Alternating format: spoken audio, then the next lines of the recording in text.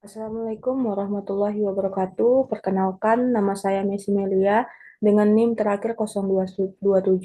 Di sini saya akan menjelaskan mengenai dasar perhitungan pajak dan depresiasi dan juga amortisasi, yang mana ini merupakan mata kuliah perpajakan satu yang dosen pengampunya Ibu Aninda Puji Adila MAK dan Dr. Wilmi Eka Putra SE MSI.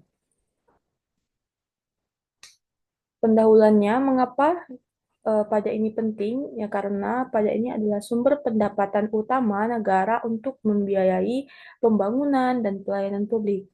Nah, perhitungan pajak yang tepat juga sangat penting untuk menghindari kesalahan pelaporan dan pembayaran.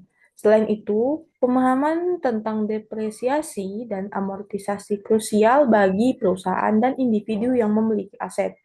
Kedua metode ini membebankan biaya aset berumur panjang, memengaruhi laba fiskal dan kewajiban pajak. Pemahaman yang benar ini membantu perencanaan pajak dan meminimalkan risiko sanksi. Selanjutnya, rumusan masalah dan tujuan yang di sini dijelaskan bagaimana dasar perhitungan pajak untuk PPh, PPN, dan pajak daerah dan juga pajak impor, dan metode depresiasi yang diakui dalam perpajakan, dan juga bagaimana metode amortisasi ini diterapkan.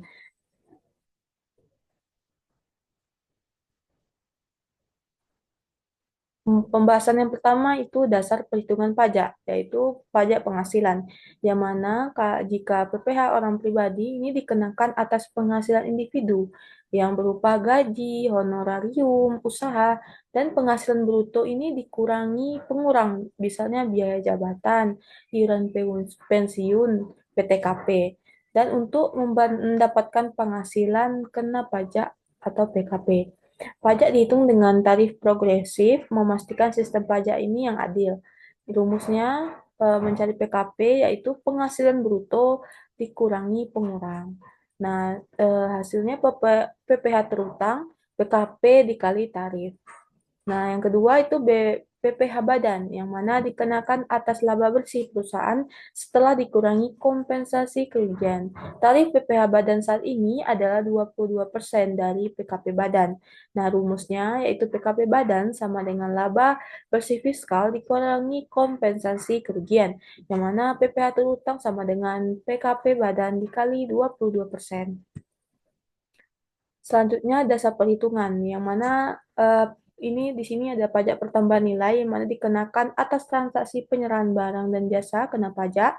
Dasar pengenaan pajak atau DPP ini bisa berupa harga jual, nilai penggantian, impor ataupun ekspor, dan juga tarif PPN-nya adalah sebesar 12%.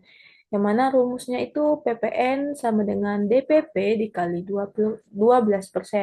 Nah, misalnya harga jualnya 1 juta. Nah, PPN-nya berarti 1 juta dikali 12%, yaitu sama dengan 120.000. Selanjutnya, perhitungan pajak daerah, yang mana mencakup PKB, BPHTB, dan PBB. PKB dihitung dari NJKB dikalikan bobot dan tarif. BPHTB dari selisih NPOP dan NPOP TKP dikalikan 5%. Sedangkan PBB dari NJOP dikalikan NJKP lalu dikalikan 0,5%. Misalnya contoh PBB, rumah NJOP-nya 200 juta. Nah, NJP-nya itu 20% berarti dikali dengan 200 juta tadi yang mendapatkan hasil 40 juta. Nah, PBB-nya ini tarifnya 0,5% berarti 0,5% dikali dengan 40 juta yaitu pajak pajak PBB-nya 200.000. Selanjutnya, penyusutan atau depresiasi aset berwujud. Nah, depresiasi ini apa? Yaitu pembebanan biaya atas harta berwujud yang memiliki masa manfaat lebih dari 1 tahun. Nah, ini digunakan untuk mendapatkan, menagih, dan memelihara penghasilan. Nah, ini sini ada dua metode penyusutan yang digunakan. Yang pertama itu metode garis lurus, yang mana bagian yang sama besar selama masa manfaat. Yang kedua itu metode saldo menurun. Nah, ini bagian yang menurun selama masa manfaat, dihitung dari nilai sisa buku. Misalnya bangunan hanya menggunakan metode garis lurus. Ketentuan penyusutannya pada Undang-Undang PPh itu dimulai pada bulan pengeluaran, kecuali harta dalam proses pengerjaan, dimulai bulan selesainya pengerjaan. Dan tarif penyusutannya itu ditentukan berdasarkan kelompok harta, wujud, dan masa manfaatnya. Ini tarif penyusunan harta berwujud. Di sini ada beberapa, ya, kelompok satu dan 2 ini bukan bangunan, yaitu kelompok satu 4 tahun sebesar 25% dan 50%. Kelompok 2 yang 8 tahun itu besarnya 12,5% dan 25%. Kelompok 3 6 tahun 16 tahun 6,25% dan 12,5%. Kelompok 4 20 tahun 5% dan 10%. Dan kelompok 2 bangunan permanen itu 20 tahun sebesar 5% dan tidak berlaku. Bangunan tidak permanen 10 tahun atau 10%. Nah, penyusutan ini dapat diakui sebagai biaya setiap akhir bulan atau akhir tahun.